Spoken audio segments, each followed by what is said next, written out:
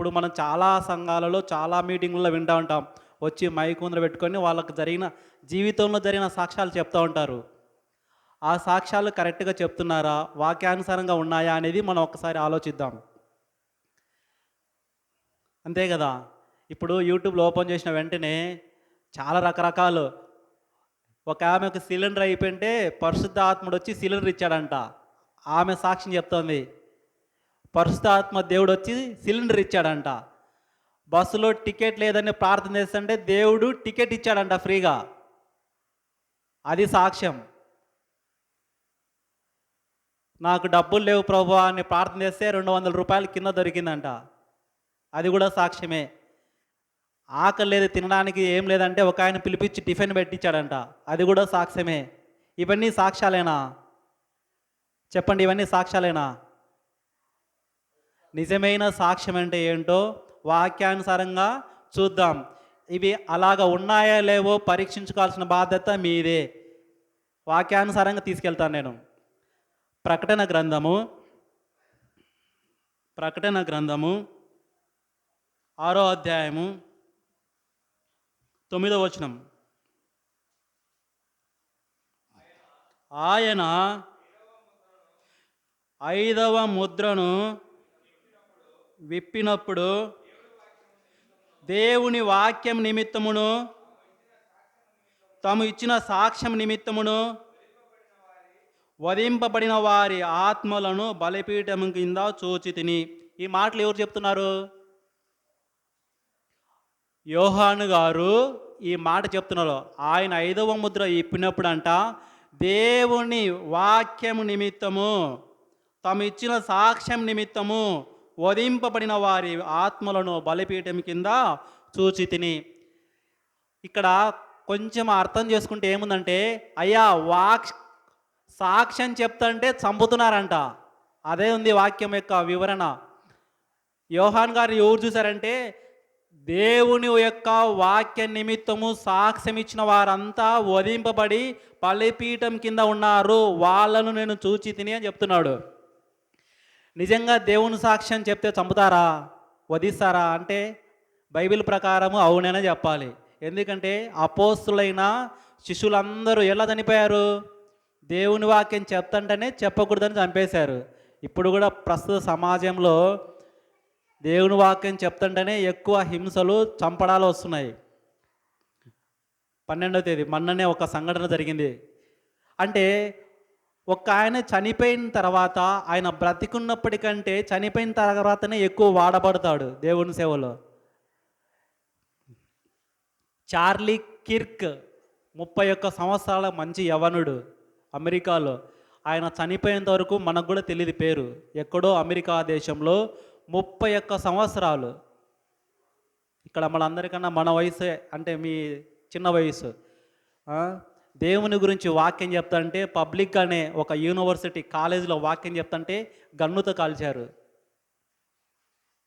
చూడండి ఆయన విశ్వాసం ఏంటంటే, ముందు చెప్పాడు, అయ్యా నేను యేసు ప్రభు నిమిత్తమే బ్రతుకుతున్నాను, ఆయన కోసమే నేను ప్రాణాన్ని అర్పిస్తానని చెప్పేసి ఆయన వాక్యంలో చాలా స్పష్టంగా చెప్పినాడు.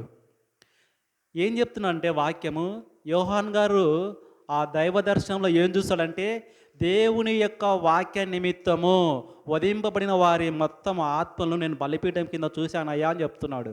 నిజంగా దేవుని వాక్యం చెప్తే చంపుతారా అంటే అవుననే చెప్తుంది బైబిల్ గ్రంథం. ఒకసారి ఇదే ప్రకటన గ్రంథము 1వ అధ్యాయము 9వ వచనం చూడండి. మీ సహోదరుడను యేసును బట్టు కలుగు శ్రమలేను రాజ్యములోను సహనములోను పాలివాడనైన యోహానను నేను దేవుని వాక్య నిమిత్తమును యేసును గూర్చిన సాక్ష్యం నిమిత్తమును పద్మాసు దీపమున పరవాసినైతిని. ఇక్కడ ఏం చెప్తున్నానంటే, అయ్యా యేసును బట్టు కలుగు శ్రమలోను రాజ్యంలోను సహనములోను పాలివాడునైన యోహానును నేను దేవుని వాక్యం నిమిత్తము యేసును గూర్చిన సాక్ష్యము నిమిత్తము పద్మాసు దీపమున పరవాసినైతిని.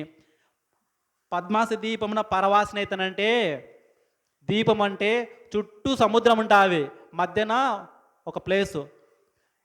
ఆ ప్లేసు దీపంలో వదిలిపెట్టారంట. ఎందుకంటే యేసు ప్రభు గురించి చెప్పినందుకు. అంటే జైల్లో పెట్టించారు అని సింపుల్గా. చుట్టూ జనసంహారం ఎవ్వరు ఉండరు, చుట్టూ మనుషులు ఎవ్వరు ఉండరు, చుట్టూ సముద్రం ఉంటుంది, మధ్యలో ఒక దీపము, కొంచెం ఖాళీ ప్లేస్ ఉంటుంది. ఆ ప్లేస్లో ఈయనను వదిలిపెట్టారు. ఎందుకు వదిలిపెట్టారంటే దేవుని వాక్యం గురించి చెప్తా అంటే వదిలిపెట్టారంట. అది ఆయనకి వేసిన శిక్ష.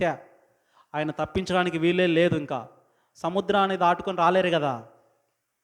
ఎందుకు వచ్చిందంటే దేవుని వాక్యం చెప్తా అంటే అలా జరిగిందని చెప్తున్నాడు ఆయన. ఇంతకు దేవుని వాక్యం జరుగుతుంటే అలాంటి సాక్ష్యాలు బైబిల్ గ్రంథంలో చాలా ఉన్నాయి. ఒకసారి చూసుకుంటూ వద్దాం. పేతురు గారు తెలుసు కదా మనందరికీ. పేతురు ఎవరైనా, ఆయన వృత్తి ఏంటి? చేపలు పట్టే ఆయన. ఆయన సాక్ష్యం దేని గురించి చెప్పాడు? చేపలు పడుతుంటే నాకు చేపలు దండికి ఇచ్చాడని చెప్పాడు ఏమన్నా? అలా చెప్పలేదు. ఒకసారి చూడండి, అపోస్తుల కార్యము 10వ అధ్యాయము, అపోస్తుల కార్యము 10వ అధ్యాయము 39వ వచనం.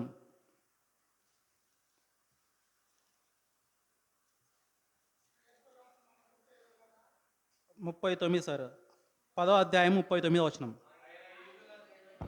ఆయన యూదయ దేశమందును యెరూషలేమునందును చేసిన వాటన్నిటికీ మేము సాక్షులము. ఆయనను వారు మ్రానున వ్రేలాడదీసి చంపిరి. ఇక్కడ పేతురు గారు ఎవరు చెప్తున్నారంటే మాటలు కొర్నేలు గురించి మనం ఇంతకుముందే చదువుకున్నాం. నీతిపరుడు, భక్తిపరుడు, దేవుని యందు ఆసక్తి గలవాడు. ఆయన పేతును పిలిపించుకొని వాక్యం చెప్పమని చెప్పి అడుగుతుంటే పేతురు గారు చెప్తున్నారు ఈ మాటలు. అయ్యా, యేసు ప్రభు మాకు ఏం చెప్పాడంటే ఆయన యూదయలోనూ యెరూషలేములోనూ ఆయన ఏమేం చేశాడో అవన్నిటినీ మేము కనులారా చూచితిమి, వాటిని గురించే మీకు చెప్తున్నాము, వాటన్నిటికీ మేమే సాక్షులము. ఆయనను వారు మ్రానును వేలాడదీసి చంపిరి. పేతురు గారి సాక్ష్యం ఏంటంటే, అయ్యా మేము ఎవరితో పాటైతే తిరుగుతున్నామో ఆయన ఎక్కడెక్కడ తిరిగారు, ఆయనతో పాటు సమానంగా మేము కూడా తిరిగాము. ఆయన చేసిన అద్భుత క్రియలన్నీ దగ్గర నుండి చూసాం.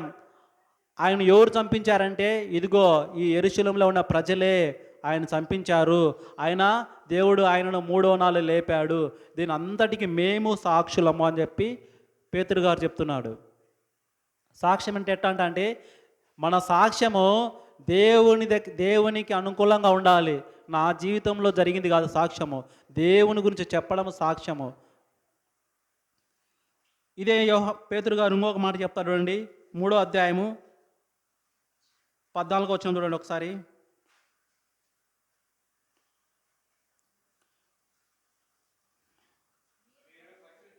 మీరు పరిశుద్ధుడను నీతిమంతుడనైన వానిని నిరాకరించి నరహంతకుడైన మనుషుని మీకు అనుగ్రహింపమని అడిగితిరి. మీరు జీవాధిపతిని చంపితిరి కానీ దేవుడు ఆయనను మృతుల నుండి లేపెను, అందుకు మేము సాక్షులము. పేతురు గారు చెప్తున్న మాటలండి ఇవి.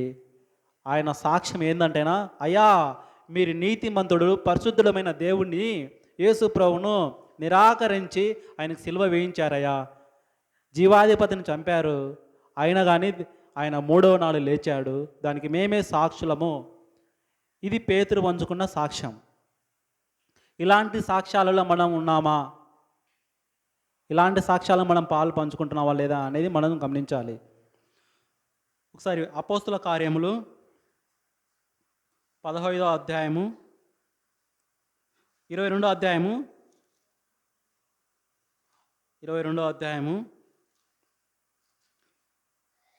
15వ వచనం. నువ్వు కన్నవాటిని గూర్చియు విన్న వాటిని గూర్చియు సకల మనుషుల ఎదుట ఆయనకు సాక్షివయ్యుందువు.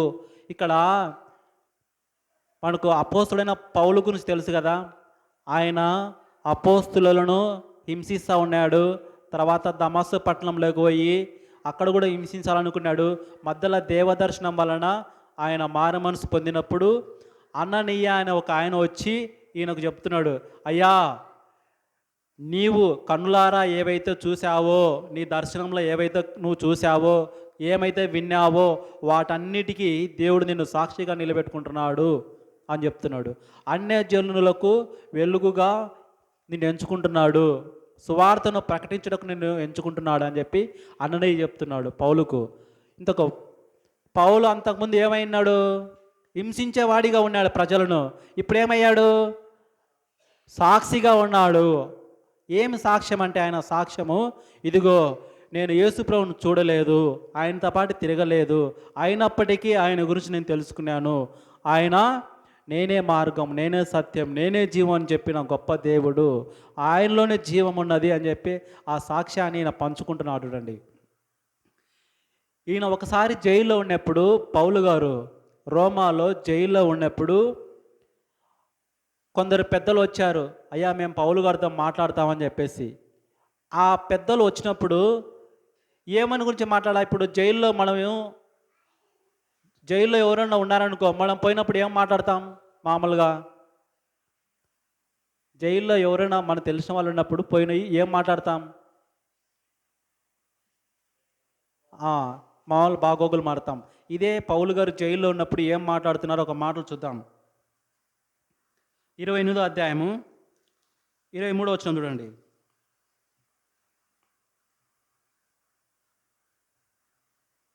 23వ వచనం 28వ అధ్యాయము. పౌలు గారు జైల్లో ఉన్నప్పుడు జరిగిన సంఘటన.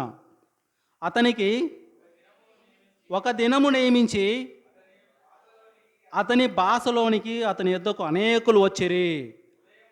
ఉదయం నుండి సాయంకాలం వరకు అతడు దేవుని రాజ్యంను గూర్చి పూర్తిగా సాక్ష్యం ఇచ్చుచు మోసే ధర్మశాస్త్రంలో నుండి ప్రవక్తల నుండి సంగతుల ఎత్తి యేసును గురించి వివరముగా బోధించుచు వారిని ఒప్పించుచుండడు. చూడండి, జైల్లో ఉన్న వ్యక్తి ఏం మాట్లాడాలా? బయట సమస్యలు ఏమున్నాయి, బయట ఏముంది, లోపల ఏముంది, మామూలుగా ఇవి మాట్లాడతారు. కానీ ఒక దినం ఈయనకు కేటాయించినప్పుడు మాట్లాడాలనుకున్నప్పుడు పెద్దలందరూ వస్తే ఉదయం మొదలుకొని సాయంత్రం వరకు ఏం మాట్లాడుతున్నారు? అయ్యా మీరు ఎవరినైతే వెతుకుతున్నారో ఆ యేసు ఎవరంటే, ఇదిగో మోసే ధర్మశాస్త్ర గ్రంథంలో నుండి ప్రవక్తల గ్రంథంలో నుండి వచనం తీసి అదిగో అక్కడ ఉన్న ఆయనే ఇక్కడ ఈయనే అయ్యా అని చెప్పి వాళ్ళకు బోధిస్తాను చూడండి. ఇది సాక్ష్యమైన. ఇదే చెప్తున్నాడు, అతడు దేవుని రాజ్యం గురించి పూర్తిగా సాక్ష్యం ఇచ్చాను అని ఉంది చూడండి. ఏం సాక్ష్యం అంటే యేసు ప్రభువుని గురించి ఇచ్చిన సాక్ష్యము. జైల్లో ఉన్న వ్యక్తి దేవుని గురించి సాక్ష్యం చెప్తున్నాడు. మనం వారం వాక్యం ఉంటున్నామా? ఇది కూడా ఒక సాక్ష్యమే. సాక్ష్యం అంటే దేవుని గురించిన ఆయన జననము, మరణము, పునరుత్థానం గురించి చెప్పడమే సాక్ష్యము. వారం వింటున్నామా? ఏంటి మన సాక్ష్యము? చెప్తున్నాం మళ్ళా మనము సాక్ష్యము వినుటకు మాత్రమే ఉన్నామా? చెప్పడానికి కూడా రెడీగా ఉన్నామా? మనము దేవుని గురించి తెలుసుకున్నది చెప్పాలి. అదే చెప్తున్నాడు. ఇంతకు పౌలు ఎవరికి చెప్పాడు ఆ మాటలన్నీ? ఇది 26వ వచనం. కొంచెం ముందుకెళ్తే 26వ అధ్యాయము 23వ వచనం చూడండి ఒకసారి. ప్రవక్తలను మోషేయు ముందుగా చెప్పినవి కాక మరి ఏమీ చెప్పక అల్పులకును గనులకు సాక్ష్యం ఇచ్చుచుంటిని. మోసే ఎవరికి చెప్పాడంట? అయ్యా నేను కొత్త విషయాలు ఏం చెప్పట్లేదు, ఇదిగో మోసే ఏం చెప్పాడో, ప్రవక్తల గ్రంథంలో ఏముందో అవే మీకు చెప్తున్నాను అంటున్నాడు. ఎవరికి చెప్పాడంట అవి? అల్పులకు, చిన్నవారు మొదలుకొని గనులకు, అధికారులకు, రాజులకు, వాళ్ళందరికీ నేను ఈ మాటలు చెప్తున్నాను అని చెప్పి ఇదే సాక్షి చెప్తున్నాడు పౌలు గారు. చూడండి, అలాంటి సాక్ష్యం మనం కలిగి ఉన్నామా మన జీవితంలో? సాక్ష్యం అంటే మా బర్రె పాలు వేయలేదు, అయ్యగారు వచ్చి ప్రార్థన చేసిన వెంటనే ఏమైంది? పాలిచ్చింది. అది సాక్ష్యం. ఇంకా ఏమున్నాయి మన మధ్యలో సాక్ష్యాలు? ఇల్లు కట్టుకున్నాను, వాహనం కొనుక్కున్నాను, ఇది కాదు సాక్ష్యము. పౌలు ఏం చెప్తున్నాడు? అయ్యా, ప్రవక్తల గ్రంథాలలో, కీర్తన గ్రంథాలలో, మోసే ధర్మశాస్త్రంలో ఎవరి గురించి వ్రాయబడినాయో వాటికి నేను సాక్ష్యంగా ఉన్నాను అని చెప్తున్నాడు. పేతురు ఏం చెప్తున్నాడు? అయ్యా, మీరు జీవాధిపతిని చంపారు, దేవుడు ఆయన 3 నాడు లేపాడు, ఇందుకు మేము సాక్షులము అని చెప్తున్నాడు. పేతురు యేసు ప్రభువుతో పాటున్నప్పుడు ఎంతమంది రక్షించాడు? వాళ్ళందరిని చూశాడు కదా, అద్భుతాల గురించి విన్నాడు కదా, ఈయన జీవితంలో కూడా అద్భుతాలు జరిగింటాయి కదా. ఈయన జీవితంలో అద్భుతాలు జరిగాయి. ఫస్ట్ దేవుని నమ్మలేదు ఈయన, ఆ సాక్ష్యం చెప్పట్లేదు. ఇదిగో జీవాధిపతిని మీరు చంపారు, దేవుడు ఆయనను లేపాడు, ఇందుకు మేము సాక్షులము అని చెప్తున్నాడు. మన సాక్ష్యం ఎట్లుండాలంటే దేవుని వాక్యానికి అనుగుణంగా ఉండాలి, ఆయన పునరుత్థానంకి అనుకూలంగా ఉండాలి. ఎవరిని చూసాము ఇప్పుడు? పౌలును చూసాము, పేతురును చూసాము. యోహాను గారు వాక్యం చెప్తుంటే జైలు వేశారని చెప్పి యోహాను గురించి చూసాము. వాళ్ళంతా ఎవరి గురించి చెప్పారు? ప్రభువు గురించి చెప్పింటేనే వేశారు జైలులో. పేతురునైతే ఉరిశిక్ష చేయించాడు, పౌలును నరికిచ్చారు, రాళ్ళతో కొట్టి చంపించారు. అపోస్తులు అందరూ అలాగే చనిపోయారు. ఎందుకు? ఇదిగో వాక్యం ముందుగానే సెలవేయబడింది. దేవుని వాక్య నిమిత్తము వధింపబడిన వారందరినీ నేను బలిపీఠంగా చూశానయ్యా అంటున్నాడు. నిజంగా దేవుని వాక్యం చెప్తే చనిపోతారంట. మనం చనిపోనికి రెడీగా ఉన్నాము? మళ్ళా ఆలోచించాలి. మన సాక్ష్యం ఎట్లా ఉందో అని చెప్పేసి ఆలోచించాలి. ఇంతకు యేసు ప్రభు సాక్ష్యం చెప్పమన్నాడా, చెప్పొద్దని చెప్పాడా? చెప్పమని చెప్పాడా? చూద్దాం ఒకసారి. మత్తయి రాసిన సువార్త 8వ అధ్యాయము. మత్తయి రాసిన సువార్త 8వ అధ్యాయము 3వ వచనం చూడండి ఒకసారి. అందుకు ఆయన చేయి చాపి వాడిని ముట్టి,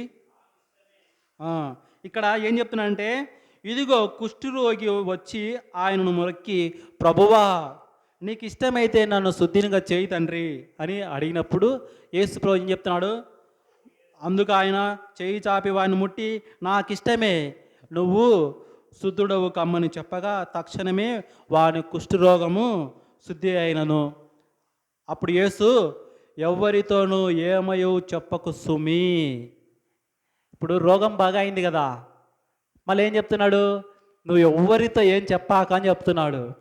మామూలుగా అయితే చెప్పమని చెప్పాలి కదా సాక్ష్యము, కానీ ఇక్కడ ఏం చెప్తున్నాడు? ఎందుకు అట్లా చెప్తున్నాడు? ఇప్పుడు నంద్యాలలో ఒక ఆయన ప్రార్థన చేస్తా అంటే జీవితాల్లో అద్భుతాలు జరుగుతున్నాయని చెప్పి అడిగి పోయే వాళ్ళు ఉన్నారు.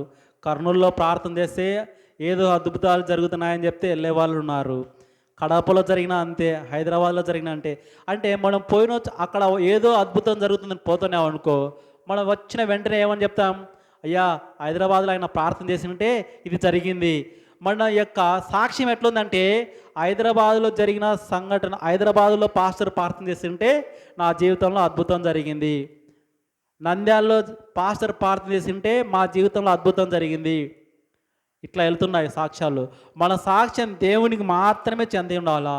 అదే చెప్తున్నాడు, నీవు ఎవరితోనూ ఏమి చెప్పకు సుమి అని చెప్పేసి.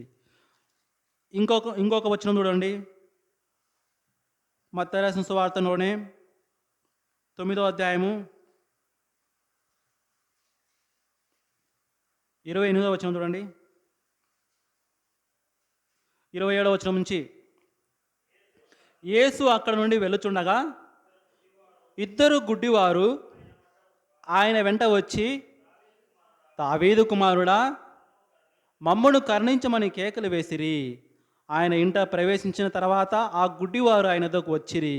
యేసు, నేను ఇది చేయగలనని మీరు నమ్ముచున్నారా అని వారిని అడగగా, వారు నమ్ముచున్నాము ప్రభువా అని ఆయనతో చెప్పిరి. అప్పుడు ఆయన వారు కన్నులు ముట్టి, మీ నమ్మిక చొప్పున మీకు కలుగునుగాక అని చెప్పినంతలో వారు కన్నులు తెరవబడెను. అప్పుడు యేసు ఇది ఎవరికి తెలియకుండా చూచుకునుడని వారికి ఖండితముగా ఆజ్ఞాపించను. దేవుడు అద్భుతం చేశాడా? ఇద్దరు గుడ్డోళ్ళకు చూపించిన తర్వాత అందరికీ చెప్పుమని చెప్పాడా, చెప్పాకమని చెప్పాడా? చెప్పాకు అని ఖండితముగా ఆజ్ఞాపించాడు. ఖండితముగా ఆజ్ఞాపించాడు. ఇదిగో నీ జీవితంలో ఏదైనా అద్భుతం జరిగిందంటే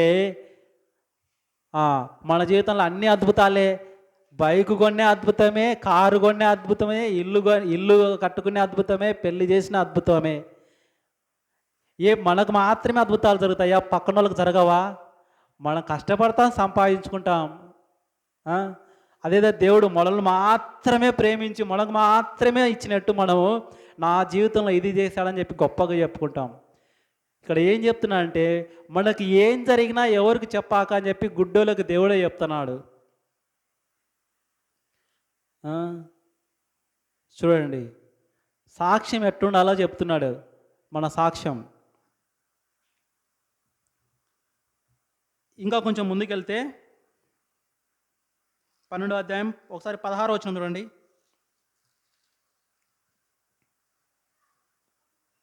15వ వచనం నుంచి 12వ అధ్యాయము 15వ వచనం నుంచి యేసు ఆ సంగతి తెలుసుకొని అచ్చట నుండి వెళ్ళిపోయాను. బహుజనులు ఆయనను వెంబడింపగా ఆయన వారందరినీ స్వస్థపరిచి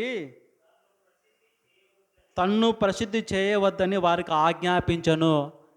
యేసు ప్రభు దగ్గరికి చాలామంది వెంబడిస్తే వాళ్ళందరికీ స్వస్థత కలగజేశాడు.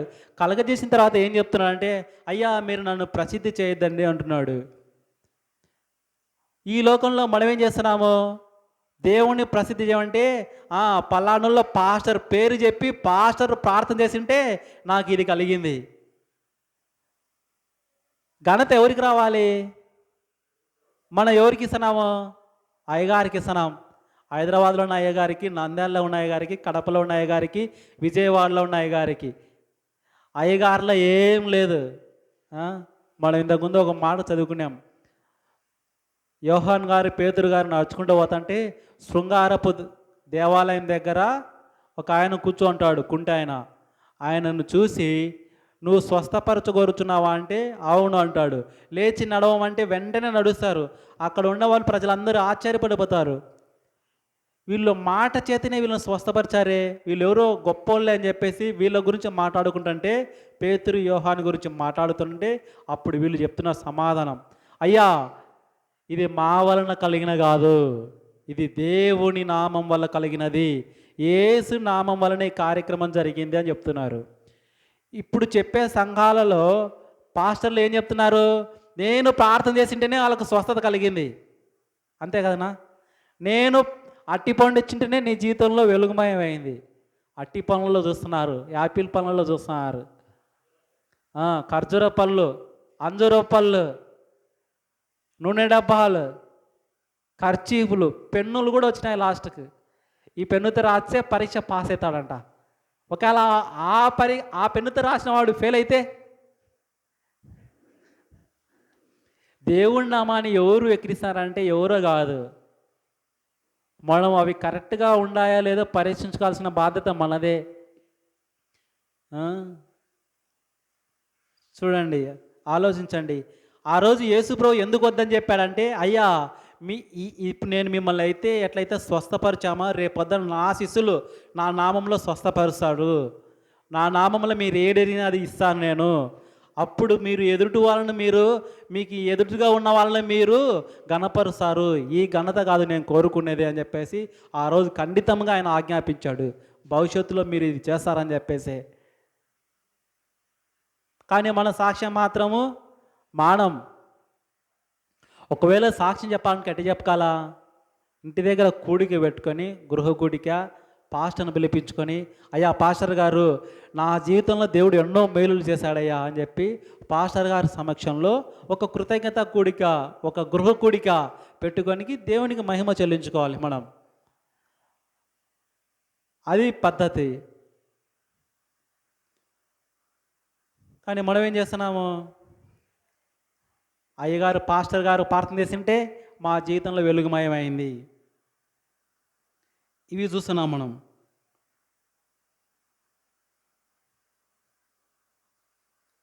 చూడండి, మనం ఏం చేస్తున్నామో, బైబిల్ ఉన్న అందరూ, బైబిల్లో ఉన్న ప్ర ప్రతి ఒక్కరు ప్రవక్తలు, రాజులు కానీ ఎవరి గురించి సాక్ష్యం ఇచ్చారు?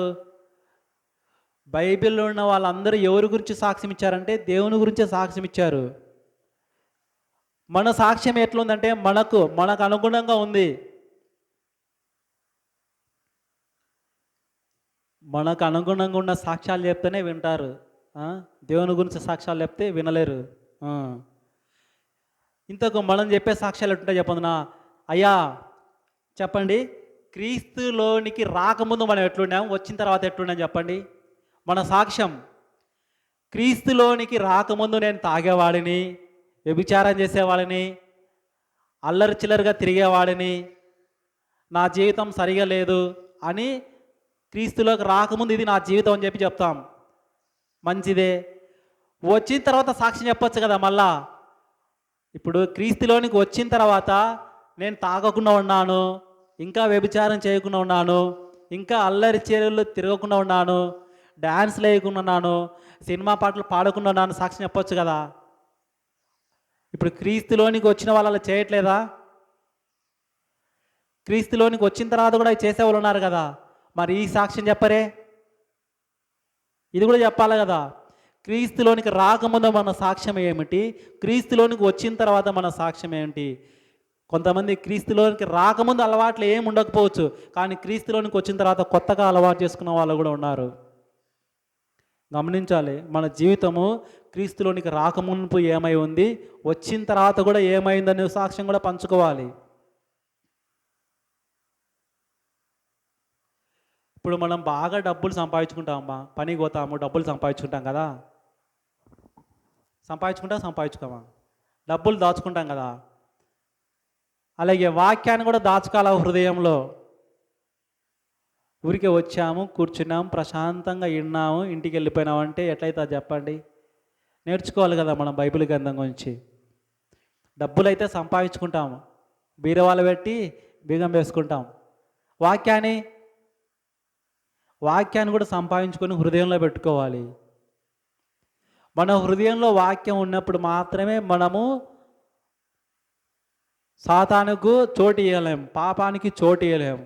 ఒకవేళ మనం నిద్రపోతున్నాం అంటే ఏమని అర్థము? చోటు ఇచ్చినట్టే సాతానికి. ఆలోచించాలి. ఇప్పుడు ఇంతకేం చెప్తున్నాడు యోహాన్ గారు? అయ్యా, క్రీస్తు యొక్క దేవుని వాక్యం చెప్పినందుకే నన్ను జైలు వేశారయ్యా. ఇదిగో ఆ పద్మాసు దీపంలో నేను పరవాసనై ఉన్నప్పుడు నాకు ఒక వింత కనపడింది. ఏంటదంటేనా, బలిపీఠం కింద ఎన్నో ఆత్మలు కనపడ్డాయ్యా. ఆ ఆత్మలు ఏంటివంటే దేవుని యొక్క వాక్యాన్ని గురించి చెప్తంటే చనిపోయిన ఆత్మలయ్యా అవి. ఆత్మలు మొరపెట్టుకుంటున్నాయంట దేవునితో, ప్రభువా ఎందాక నువ్వు ఇంకా తీర్పు తీర్చుకుని ఉంటావు, తొందరగా తీర్పు తీర్చు ప్రభువా అని చెప్పేసి. ఆత్మలు, వధింపబడిన ఆత్మలు దేవుని దగ్గర మొరపెట్టుకుంటున్నాయంట, ప్రభువా తీర్పు తీర్చు, ఇంకా ఎన్ని రోజులు తీర్పు తీర్చు అని చెప్పేసి. కానీ దేవుడు చెప్తున్న సమాధానం అంటే, ఇదిగో ఏర్పరచిన వారు ఇంకా ఉన్నారు, సమాధానపరచవలసిన వారు ఇంకా ఉన్నారు, వాళ్ళందరూ సమాధానపరచాలి, ఏర్పరచిన వారు అందరూ రావాలని చెప్పి దేవుడు కొద్ది కాలము సమయం ఇచ్చాడు. చూడండి, మన హృదయంలో వాక్యం ఉన్నప్పుడు మనము ఏ పరిస్థితుల్లోనో తెలుస్తుంది. హృదయంలో వాక్యం లేదనుకో ఎవరు వచ్చినట్టు? ఇప్పుడు నేను ఇంత బాగా వాక్యం చెప్తున్నా మీరు వినలేదంటే ఏమని అర్థము? అంతే కదా.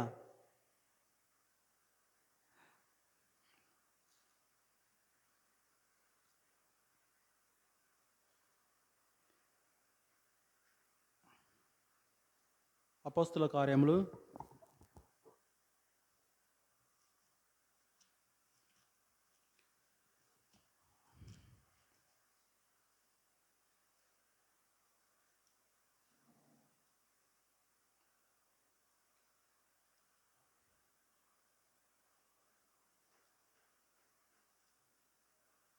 26వ అధ్యాయము చూసాం కదా ఈ వాక్యం మనము.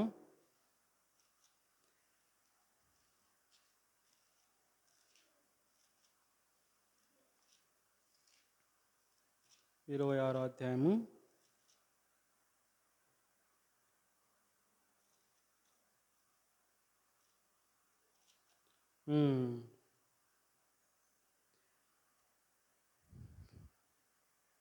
పౌలు గారు చెప్తున్నారు ఏంటంటేనా, అయ్యా మనం దేని గురించి వేచి ఉన్నామంటేనా, ఇదిగో ఈ బైబిల్ గ్రంథంలో ఒక ఆయన ఉన్నాడు, ఆయన గురించి మనం మాట్లాడుకుంటున్నాము అని చెప్పినప్పుడు ఎదురుగా ఉన్న రాజులందరూ నవ్వారు, అధికారులందరూ నవ్వారు.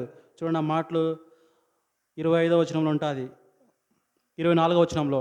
అతడు ఇలాగూ సమాధానం చెప్పుచుండగా పేస్తూ, పౌలా నువ్వు వెర్రివాడవు, అతి విద్య వలన నీకు వెర్రి పట్టినదని గొప్ప శబ్దంతో చెప్పాను. యేసు ప్రభు గురించి వాక్యం, నిజంగా వాక్యం చెప్తుంటే ఎట్లుంటుందంటే విన్న వాళ్ళకు వెర్రోను చూసినట్టు చూస్తారు సమాజం. మామూలుగా పిట్టకథలు లేపితే ఏమవుతుంది, వినాలనిపిస్తుంది. పిట్టకథలు లేపినప్పుడు మనకు అనుగుణంగా వాక్యం చెప్పినప్పుడు వినాలనిపిస్తుంది. నిజంగా దేవుని వాక్యం చెప్పినప్పుడు ఏమనిపిస్తుంది అంటే ఎవరో వెర్రెలులాగా ఉన్నారు, వీళ్ళు వెర్రెలు చెప్తున్న మాట అనిపిస్తుంది. పౌలు చెప్తుంటే అక్కడ ఉన్న రాజు, నీకు అతి విద్య వలన వెర్రి పట్టింది, పిచ్చి పట్టింది. ఇంతకు పౌలు ఎవరంటే ధర్మశాస్త్ర గ్రంథంలో మంచి దిట్ట ఆయన. అలాంటి ఆయనకు ప్రభు ఎవరో అర్థమైంది, దేవుడు ఎవరో తెలుసుకున్నాడు. ఆ ప్రభు గురించి చెప్తా అంటే రాజు ఏమన్నా అంటే నీకు వెర్రి వాడవు అంటున్నాడు. చూడండి ఈ సమాజం అంతే, నిజాన్ని అంగీకరించలేదు. మన సాక్ష్యం ఎట్లుండాలంటే బలపరచటం ఉండాలి, ఎదుటి వ్యక్తిని దేవుని నామంలోకి తెచ్చే విధంగా ఉండాలి, ఒక ఆత్మను రక్షించే విధంగా ఉండాలి. అలాంటి సాక్ష్యాన్ని కలిగి ఉన్నప్పుడు ధైర్యంగా మాట్లాడగలం మనం. అపోస్తులు అందరూ అదే మాటలు చెప్పారు, అయ్యా మీరు వాక్యం గురించి చెప్పొద్దు, ఇక్కడ ఈ ఊర్లో ఎవరు చెప్పొద్దు అంటే వాళ్ళు ఏం చెప్పారు, ఊరూరు తిరుగుతూ ధైర్యంగా బోధించేవాళ్ళు. ఊరూరు యూదయ, సమరయ, యెరూషలేము, రోమా అన్నిట్లో ప్రాంతాల్లో తిరుగుచు ధైర్యంగా వాక్యం చెప్పేవాళ్ళు. అలా చెప్పినందుకే వాళ్ళని చంపేశారు. ఆ వాక్యం చెప్పినందుకే మనకు తోమా అనే ఆయన ఇక్కడికి వచ్చాడు కదా, ఇక్కడ కూడా హతసాక్షి అయ్యాడు. యేసు ప్రభు ఎంచుకున్న 12 మంది శిష్యులలో తోమా కూడా ఒకరు. ఆయన భారతదేశానికి వచ్చి వాక్యం చెప్పినప్పుడు ఇక్కడ కూడా ఆయన చంపేశారు. మీరు ఒక్క నిమిషంలో చనిపోతారు అంటే మీరేం చెప్తారు చెప్పండి, మీ సమాధానం ఏం చెప్పండి. అమ్మా మీరు ఒక్క నిమిషంలో చచ్చిపోతారు, మీరేం చేస్తారంటే ఏం చెప్తారు చెప్పండి, మాట్లాడండి.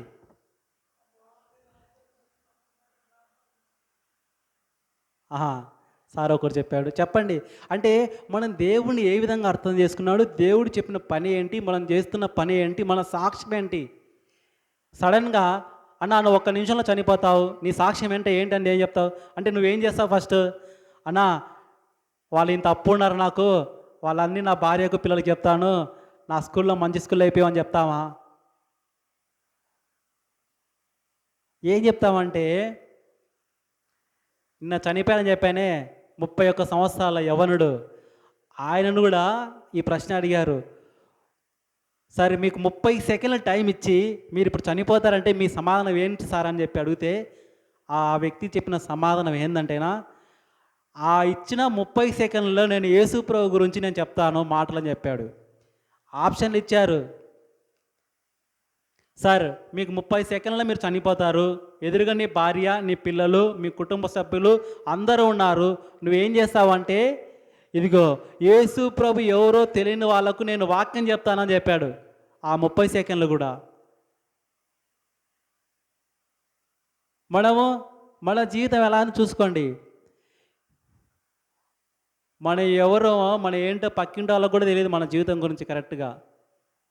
అలాంటిది ఎక్కడో అమెరికా దేశంలో పుట్టిన వ్యక్తి గురించి మనం ఈరోజు మాట్లాడుకుంటున్నామంటే దేవుడు ఎంతగా వాడబడుకున్నాడో, ఎంతగా హెచ్చించుకున్నాడో ఆయన నామాన్ని అతని ద్వారా. చూడండి, అలాంటి సాక్ష్యాన్ని మనం కలిగి ఉండాలి. ఊరికే యేసుప్రభుని నమ్ముకున్నాము, పరలోక రాజ్యం రావాలి మాకు, ఆదివారం ఆదివారం మాత్రమే చర్చికి వస్తాము. ఆలోచించాలి మనము. మన జీవితము మనది కాదు. మనల్ని విలువ పెట్టి కొన్నాడు ఆయన. ఆ? మనం బ్రతికైనా మనం చావైనా ఎవరిదంట? ప్రభువుదే. ప్రభువు కోసమే మనం బ్రతకాలి. అలా అని చెప్పి మన స్వేచ్ఛని ఎక్కడా దేవుడు వద్దని చెప్పలేదు. అన్నిట్లో స్వేచ్ఛ ఇచ్చాడు.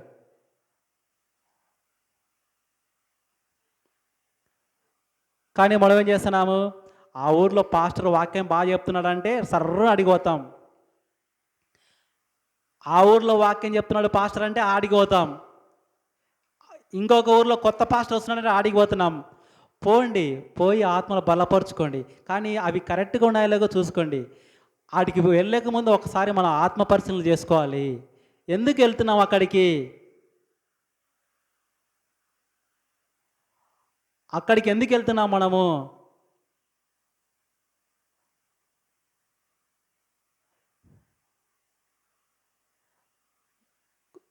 హృదయానుసారంగా ఆలోచించి, హృదయానుసారంగా వాక్యానుసారంగా ఉన్నాయో లేవో పరీక్షించుకోవాలి.